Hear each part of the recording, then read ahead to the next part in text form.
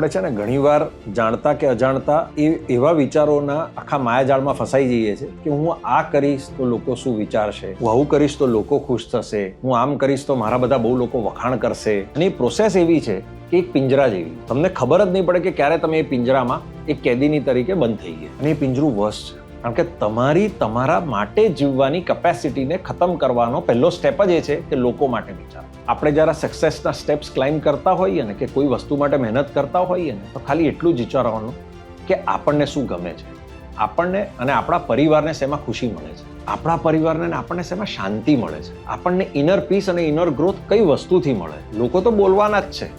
તમે સક્સેસફુલ થશો, તમે ફેલિયર થશો, લોકોનું કામ છે વાતો કરવી, આપણું કામ છે કામ કરવું. સો હું હંમેશા એવું માનું છું કે live for yourself, live for your freedom, live for your happiness, live for your peace.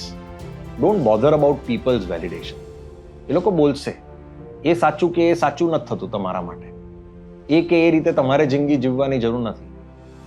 તમને જે ગમે છે, તમને જેનાથી શાંતિ થાય છે, તમને જેનાથી સુખ મળે છે એના પર ફોકસ કરો અને તમારી જિંદગી લોકોને જોઈને લોકો શું કહેશે એનાથી વિચારવાનું બંધ. લોકો શું વિચારશે ને એ તમારે વિચારવાની જરૂર નથી.